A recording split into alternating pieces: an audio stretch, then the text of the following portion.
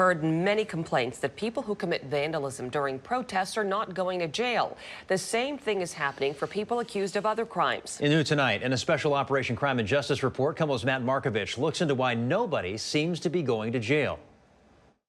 They say you've been harassing some of the businesses here. Not really. I'm gone. 15 months ago, we caught up with Patrick Kindness, who already had more than 100 convictions. Is when he pulled the knife out, flipped it open, and started approaching me with it. I never did that. But court records show he pled guilty to intimidation with a weapon, released after a couple weeks in jail, only to be arrested 3 months later for allegedly assaulting 3 people at Pike Market, immediately released from jail, and is out of custody because of a court system that is hemorrhaging. A municipal court is not doing any out-of-custody arraignments. Well, you can't start the whole criminal process until someone's been arraigned, and so we have to fix all parts of it. We checked. Since November, 525 cases of people being charged with a crime, sometimes violent, have not made their first appearance before a judge, the arraignment, and are walking the streets, including one Patrick Kindness for the alleged assaults at Pike Market 9 months ago.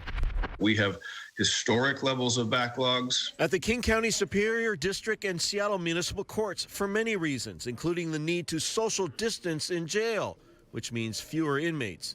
Our normal pre-COVID backlog of felony cases that have been filed but not yet resolved hovered around 3,000. We're probably about 7,000 now, and it could be 10,000 before we get back to work in the middle of the summer. And the arrests aren't stopping. Judges say that jam up means people waiting to be arraigned are committing more crimes. This is what one judge saw just one day last week. Probably close to 10 people who had felonies pending that they had been released on, and yet they're still breaking into people's homes while they're there. Add in a political push not to jail people accused of lesser misdemeanor crimes. What is the future of jails? I think we've learned, particularly during this pandemic, that there are an awful lot of folks who don't need to be in jail but are in jail. Also add in a long-term money-saving push by King County Executive Dow Constantine to shut down the jail only to the most serious offenders.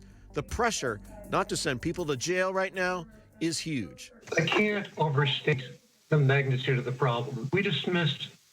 We, or prosecutor's office, dismissed every nonviolent case in the system.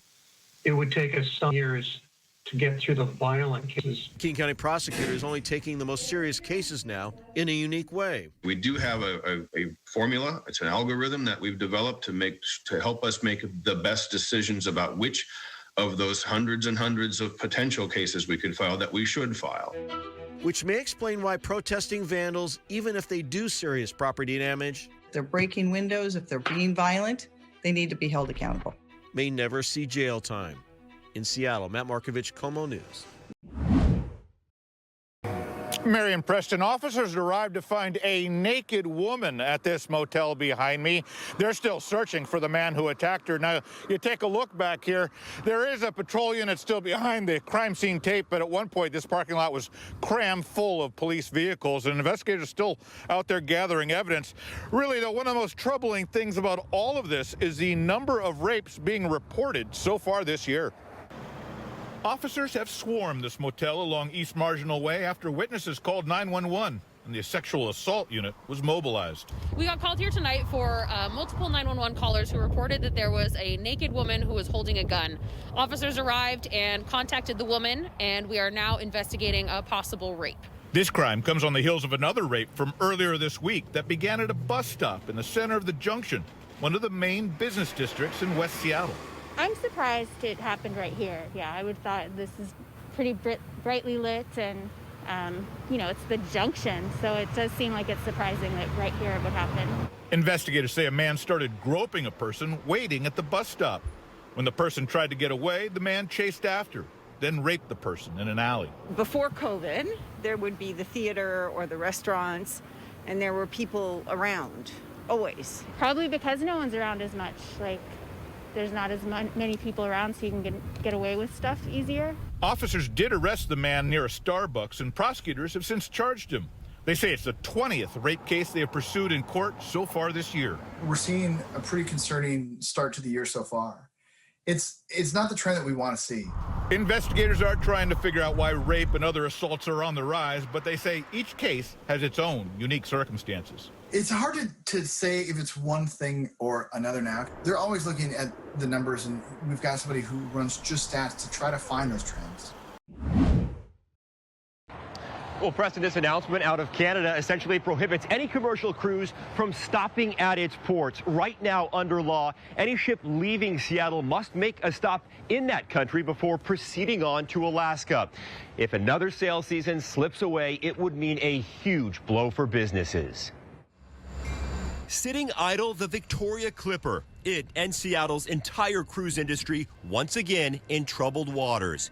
Canada's transport minister Thursday extending a ban on cruise ships coming into that country until February of next year. With COVID shuttering the tourist attraction all of last year, it cost the city $900 million in lost revenue. The impact of not having any cruise ships has been massive on this business. At the Virginia Inn near the market, 70% of business would come in between June and September on any given year.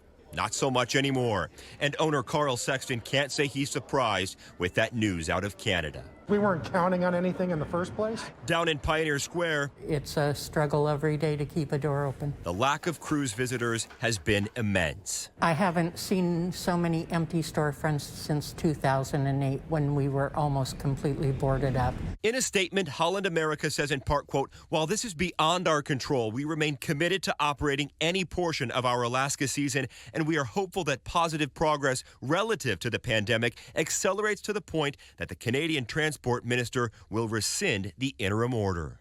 Hi, everybody. Thanks for checking out our YouTube page. I'm meteorologist Shannon O'Donnell from the KOMO weather team. You can see more of our videos right here by clicking on the video links for additional news from the Seattle area and Western Washington. Oh, and don't forget to click the subscribe button below so you don't ever miss our YouTube updates.